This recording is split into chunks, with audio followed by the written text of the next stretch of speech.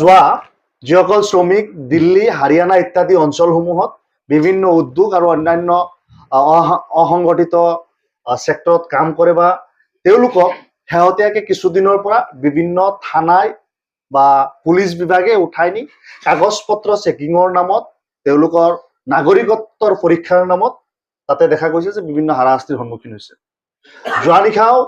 যোৱাকালি প্ৰায় ৮০জনতকৈ অধিক এটা দল প্ৰতিটো থানাতে গুৰুগ্ৰাম অঞ্চল জিলাখনৰ প্ৰতিটো থানাতে 10জন 20জন 50জন 80জন এই ধৰণৰ লোক তেওঁলোকক উঠাই লোৱা হৈছে আৰু এই প্ৰক্ৰিয়া বিগত কেইবাদিনৰ পৰা চলি আছে। দিন ৰাতি একাকাৰ কৰি তাতে ৰাখে, বিভিন্ন সময়ত তেওঁলোকক হাৰাশাস্তি কৰে আৰু আমাৰ সমষ্টিৰ লোক তাতে আছে। আমি সেই জেগাবিলাকক DSP হওক থানাদাৰ হওক তেওঁলোকৰ লগত বিভিন্ন সময়ত যোগাযোগত আছো। আমি এই ক্ষেত্ৰত অসমৰ মুখ্যমন্ত্ৰী ডাঙৰীয়াৰ প্ৰত্যক্ষ হস্তক্ষেপ বিচাৰিছো যে আমাৰ অসমৰ শ্ৰমিকসকলে যাতে বহিৰ ৰাজ্যত যাতে নিৰাপত্তা পায় তাৰ কাৰণে আপুনি সুব্যৱস্থা কৰক।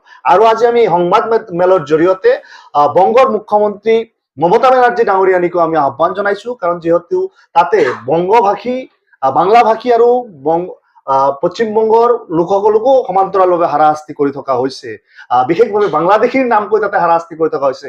যিটো অত্যাচাৰ যিটো হাৰাশাস্তি বিগত সময়ত কেৱল অসমত চলিছিল, এতিয়া সেইটো সামগ্ৰিকভাৱে সৰ্বভাৰতব্যাপী। আজি শ্ৰমজীৱী এটা কমিউনিটি বা এটা লেবৰিয়াছ গ্ৰুপক যদি এই ধৰণৰ নিজৰ নাগৰিকত্বৰ নামত য'ত কাম কৰিব য'ত তাতে যদি হাৰাশাস্তি হয়, আজি উজনিত যাব নোৱাৰিব, আজি দিল্লীত যাব নোৱাৰিব, আজি হাৰিয়ানাত যাব নোৱাৰিব, এই মানে আচলতে কি হ'ব? গতিকে মানুহ বাচি থকাৰ অধিকাৰ আছে, মানুহৰ শ্ৰম কৰাৰ অধিকাৰ আছে, আৰু সেই অধিকাৰখিনি যাতে সৎ ব্যৱহাৰ তেওঁলোকে কৰিব পাৰে তাৰ কাৰণে অন্তত হাৰিয়ানা দিল্লী অঞ্চলৰ লোকসকলে, দিল্লী অঞ্চলত যিসকলে শ্ৰম কৰিব গৈছে তেওঁলোকে নিৰাপত্তা পাওক, এই দাবী আমি সৰ্বভাৰতীয় সংযুক্ত গণতান্ত্ৰিক মৰ্চাৰ তৰফৰ পৰা ৰাখিছো। দ্বিতীয় প্ৰসংগটো হ'ল যে ৰিটায়াৰমেণ্টৰ পিছত কলেজ টিচাৰ এজন ৰিটায়াৰ্ড হৈছে আৰু তেওঁৰ ল'ৰাও নেট PhD কৰি ঘৰত আহিছে। এতিয়া চাকৰিটো পাব লাগে ল'ৰাজনে, নহয় জানো? আৰু আজিৰ সময়ত চাকৰি পাই আছে দেউতাকে। যি সময়ত দেউতা তীৰ্থযাত্ৰাত যাব, নাতিপুতিৰ লগত খেলিব ৰিটায়াৰমেণ্টৰ পিছত, সেই সময়ত সেই কলেজ টিচাৰ বা প্ৰফেচৰ সকলক তেওঁলোকৰ সেই সুযোগ নিদি তেওঁলোকে আকৌ চাকৰিত মকৰলৰ ব্যৱস্থা অসমত কৰি আছে। অসমৰ উচ্চ শিক্ষা আজিৰ সময়ত এনেকুৱা এটা বেয়া পৰিস্থিতিত আছে যি পৰিস্থিতিটোৰ বাবে হিমন্ত বিশ্ব শৰ্মা আৰু ৰণোজ পেগু দায়ী। তেওঁলোকে শিক্ষা ব্যৱস্থাটো ধ্বংস কৰিব বিচাৰিছে।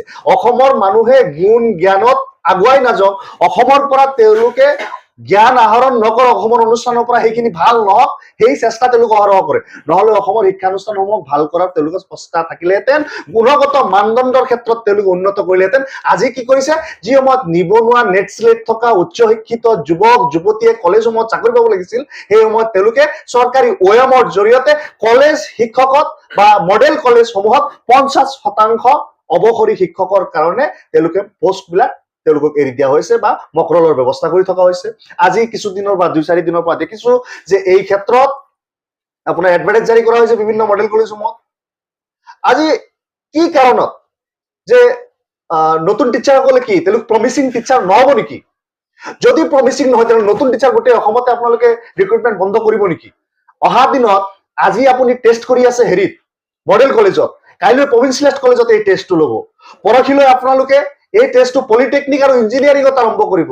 তাৰ পিছত যাতে যুৱ প্ৰজন্ম নতুন প্ৰজন্ম এটা চাকৰিৰ আশা আৰু সপোন লৈ এই সময়ত যিসকলে অন্তত সেই প্ৰিপেয়াৰেশ্যনটো কৰি আছিল বা সেই দৰ্জালৈকে পৌঁছিছিল, তেওঁলোকৰ সপোন গোটেইটো জীৱনৰ কাৰণে মৰহি যাওক, তাৰ কাৰণে কিন্তু আপোনালোক দায়ী থাকিব। আজি যিসকলে 5 বছৰৰ কাৰণে সোমাই যাব, সেই চাকৰিটো কোনোবা নজোৱানে পালেহেঁতেন, আৰু সেই 5 বছৰ পিছত এই নজোৱানজনৰ এজ অভাৰ হৈ যাব, তেতিয়া এই চাকৰিটো কোনে দিব?